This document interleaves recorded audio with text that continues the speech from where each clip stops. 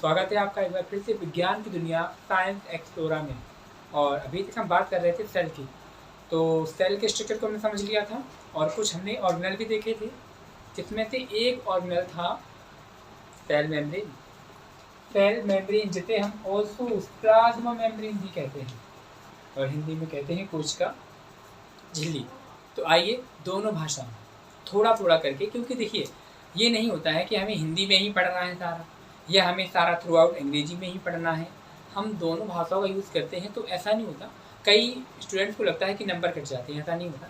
अगर आप English language use करते हैं तो उसका इफ़ेक्ट पड़ता है। जी हाँ, उसका इफ़ेक्ट पड़ता है कि आपने क्वेश्चन की हेडिंग्स को और जो नेम होते हैं बायोलॉजिकल, आपने अगर उन्हें इंग्लिश में लिखा है तो जाहिर सी बात है आपके नंबर कटने नहीं वाले हैं, प्लस आपके ऐड होने वाले हैं, क्योंकि इंग्लिश का इफेक्ट पड़ता है। तो आइए देखते हैं सेल मेम्ब्रेन जिसे हम कोशिका झिल्ली कहते हैं और प्लाज्मा मेम्ब्रेन भी कहते हैं। तो क्यों कहते हैं प्लाज्मा मेम्ब्रेन? तो सेल के चारों तरफ, चाहे वो प्रोकैरियोटिक सेल हो या वो यूकैरियोटिक सेल हो, दोनों ही सेल के चारों तरफ एक जो झिल्ली पाई जाती है उसी को हम बोलते हैं कोशिका झिल्ली। तो प्लाज्मा झिल्ली क्यों बोलते हैं उसे? प्लाज्मा झिल्ली इसलिए बोलते हैं क्योंकि जो जो सेल है हमारी, चाहे वो प्रोकैरियोटिक हो या यूकैरियोटिक हो, दोनों के बारे में बात कर रहे हैं। यहाँ पे डबल लेयर होती है, डबल लेयर मेम्ब्रेन है, किसी की भी हो। ये देखिए दोनों ही आपको जो मेम्ब्रेन में अलग अलग से डिजाइन किया है ताकि आप इजीली समझ सकें।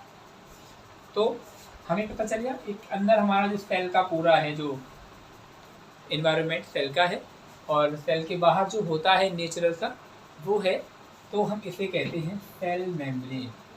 सेल मेम्ब्रेन मैंने आपको पहले बताया था कि जब भी आप डायग्राम बनाते हैं आपको अपने राइट हैंड की तरफ ही लिखना है, जिससे क्या होता है इफेक्ट पड़ता है और पता चलता है कि आपको डायग्राम की थोड़ी सी नॉलेज है, इसलिए।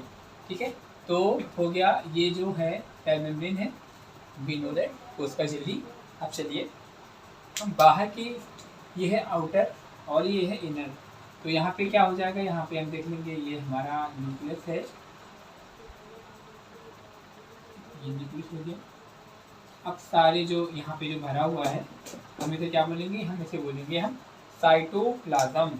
जो पदार्थ भरा है इसे हम बोल देंगे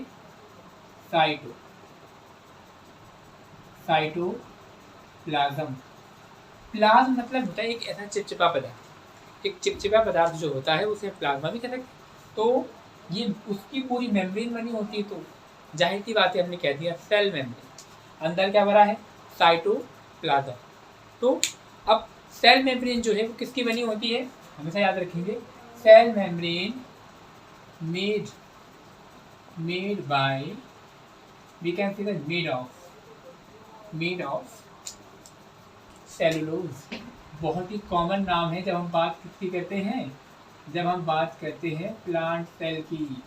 जब हम बात करते हैं प्लांट सेल की तो सेलुलोज नाम बहुत ही कॉमन है, क्योंकि इस जो सेलुलोज है इस कंपोनेंट से cell wall plus cell membrane दोनों ही बनी होती है। तो कोशिका भित्ति जो केवल प्लांट सेल में ही पाई जाती है, जी हाँ, आप भूलना नहीं बिल्कुल भी कि सेल वॉल पाई जाती है ओनली प्लांट, नॉट एनिमल।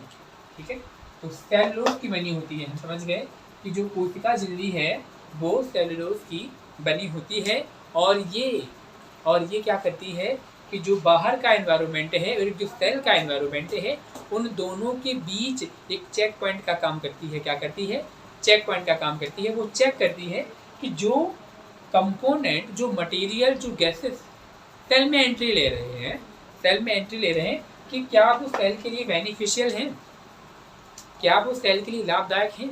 यदि हाँ तो वो उन्हें परमिशन देती है। तो हम कह सकते हैं इसे ये एक वर्णात्मक झिल्ली भी कहते हैं। इसके कई नाम हैं, वर्णात्मक, नोट कर लेंगे आप, सिलेक्टिवली परमेबल मेम्ब्रेन। तो वर्णात्मक झिल्ली हमने क्यों कहा, वर्णात्मक झिल्ली कहने का सीधा सा मतलब है कि वो सारे कंपोनेंट्स को एंट्री नहीं देती, क्योंकि हमें पता नहीं है कि कौन सी चीज़ें हार्मफुल हैं हमारे लिए और कौन सी चीज़ें यूज़फुल हैं हमारे लिए। बट सेल मेम्ब्रेन सब कुछ जानती है, उसे सब कुछ पता है यानी ये पदार्थ है ये हार्मफुल, एंटी नहीं देगी, ये क्लोजली जो है टाइट बंद हो जाती है।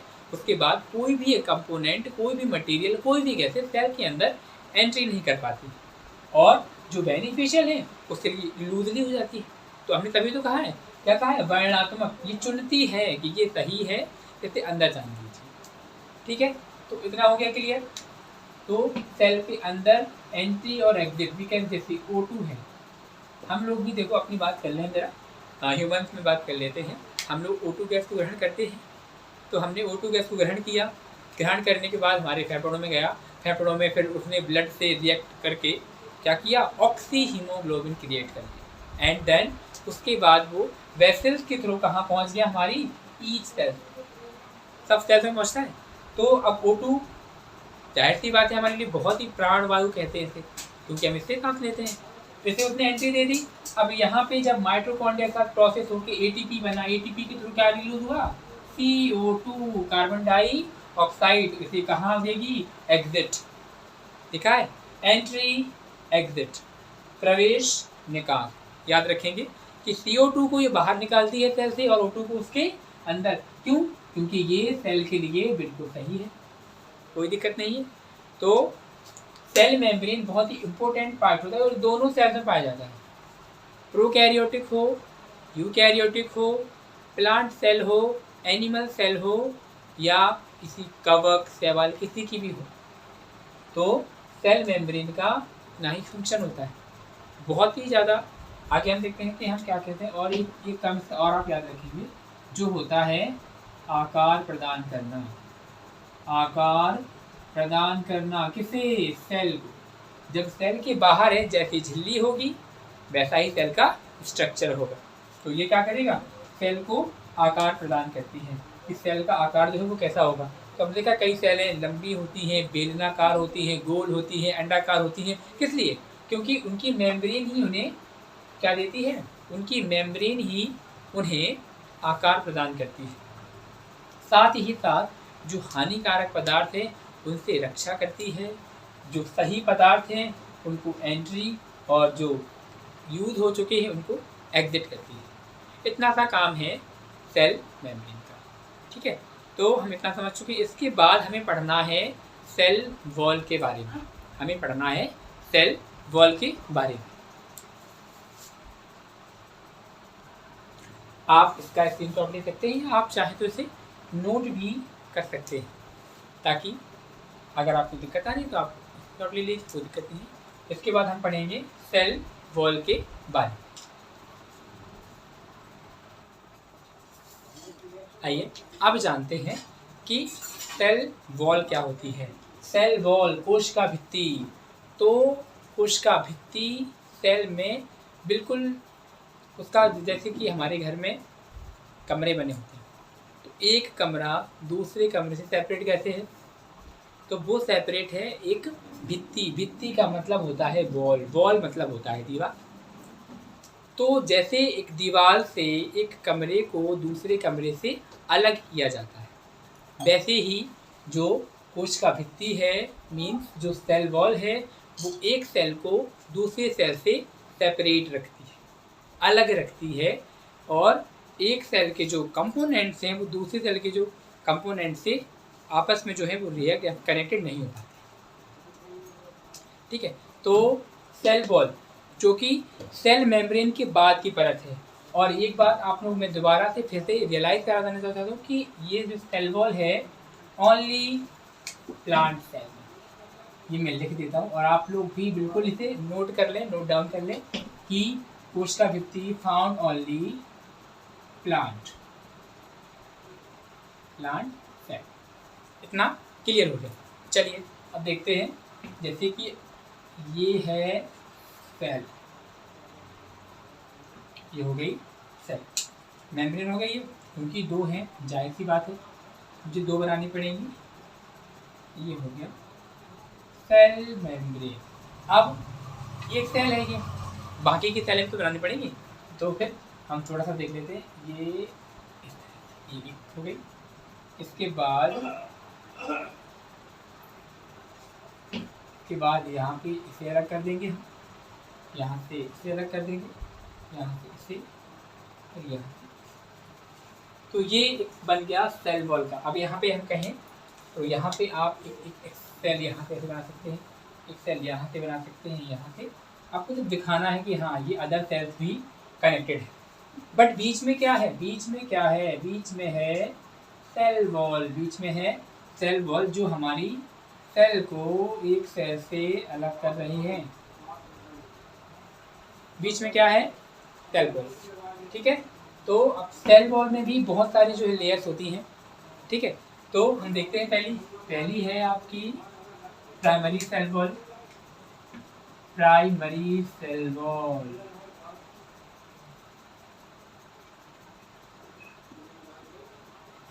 दूसरी है आपकी सेकेंडरी,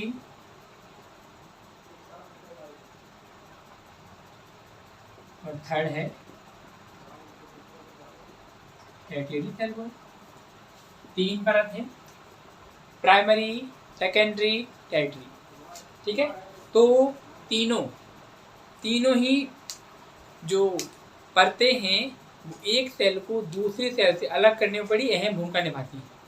कैसे, आइए जानते हैं। तो प्राइमरी जो सेल वॉल है ये कंप्लीटली सेलुलोज की बनी है। जो प्राइमरी सेल वॉल है, आप लोग नोट भी करते जाइए, कोई दिक्कत नहीं है, आराम से बिल्कुल समझेंगे। तो प्राइमरी सेल वॉल कंप्लीटली किससे बनी है, सेलुलोज से बनी है, ठीक है। तो ये पूरी जो है वो सेलुलोज से बनी है और ये पहली परत होती है, ये सेल वॉल की पहली परत है, जिसे हमने प्राइमरी कह दिया था। हिंदी में कहें तो प्राथमिक। दूसरा है आपका सेकेंडरी यानी द्वितीय, दूसरा आपका है सेकेंडरी, ये बनी है सेलुलोज, ये बनी है सेलुलोज प्लस लिग्निन, यहाँ पे आप ऐड कर लेंगे प्लस लिग्निन, लिग्निन से बनी। पहली वाली जो है आपकी प्राथमिक जो भित्ति है वो आपकी बनी है सेलुलोज से। वहीं अगर हम बात करें सेकंड की, तो सेकंड आपकी बनी है सेलुलोज प्लस लिग्निन। तीसरी जो है वो सभी में तो नहीं पाई जाती है, कुछ रेयर प्लांट्स होते हैं उन्हीं में ये पाई जाती है। ये बनी होती है प्रोटोप्लाज्म, एक सूखी लेयर होती है बड़ी ही, प्रोटोप्लाज्म, प्रोटोप्लाज्म कहते हैं। तो प्रोटोप्लाज्म से ये बनी होती है। इतना क्लियर हो गया। तो अब हम ये देखते हैं कि ये सेल है और ये सेल है, ये सेल है, तो कैसे अलग हैं, और अलग हैं तो फिर इन तक फूड कैसे पहुंचता है। जाहिर सी बात है, एक प्रश्न तो उठता ही है मन में कि अब जब ये सेल अलग हैं, ये सेल अलग हैं, तो किस तरह से इनका जो आपस में कनेक्शन है, कोई ना कोई तो कनेक्शन जरूर होगा, क्योंकि ये बायोलॉजी है, जरा डीप में आना पड़ेगा हमें। चलिए जानते हैं। तो इनके बीच होती है मिडिल लैमेला, इनके बीच होती है मिडिल लैमेला, इनके बीच क्या होती है, मिडिल लैमेला होती है, जो कि एक सेल से दूसरे सेल को जो है कनेक्टिविटी रखती है।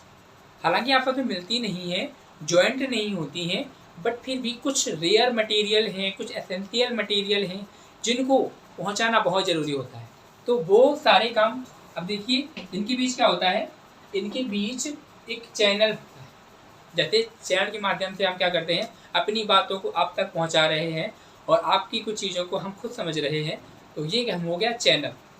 तो चैनल में क्या होता है, चैनल में होगा नेटवर्क। तो नेटवर्क इसका क्या होता है, इसका नेटवर्क है, आप लोग बड़े बहुत ही इम्पोर्टेंट वर्ड है ये, प्लाज्मोडेस्माटा, प्लाज्मोडेस्माटा। ये क्या है, एक नया शब्द क्या है, ये नया शब्द क्या आ गया। तो यहाँ पे मैं आपको बता दूं कि जो प्लाज्मोडेस्माटा है वो एक चैनल का काम करता है, और ये भी प्लांट में ही होता है, जो कि एक सेल को दूसरे सेल से जो भी मटेरियल हैं, जो भी एसेंशियल मटेरियल हैं, अगर वो ट्रांसफ़र होगा, एक्सपोर्ट इंपोर्ट करेंगे, आयात निर्यात करेंगे कि चलो भैया हमारे पास ये पदार्थ हो गया है तो थोड़ा सा आदान प्रदान हम कर लेते हैं, उनके पास कुछ ये पदार्थ है। तो जो भी कनेक्टिविटी है, एक चैनल का जो माध्यम है वो है प्लाज्मोडेस्माटा। रिमेंबर, प्लाज्मोडेस्माटा जो एक चैनल का काम करता है। अगर क्वेश्चन आता है तो किसके माध्यम से प्लांट्स में जो पदार्थ हैं वो आदान प्रदान करते हैं। तो क्या याद रखना है? प्लाज्मोडेस्माटा एक चैनल का काम करता है। इसी के थ्रू जो भी पदार्थ हैं, वाटर हैं, गैसेस हैं, ईजिली कनेक्टेड हो जाते हैं। अब क्या फंक्शन होते हैं सेल वॉल के? डायग्राम जरूर बनाइए। डायग्राम बना के तो हमें देखनी ही है, क्योंकि डायग्राम से ही हमारी जो बायोलॉजी थोड़ा चार चांद लगा देती है कि चलो बढ़िया डायग्राम बना है, नंबर थोड़े अच्छे तैयार कर देते हैं और हमें पता है कि हमें राइट साइड लिखना है। वेरी गुड, बिल्कुल। तो यहाँ पे हम लिख लेंगे प्राइमरी, सेकेंडरी एंड टर्मिनल।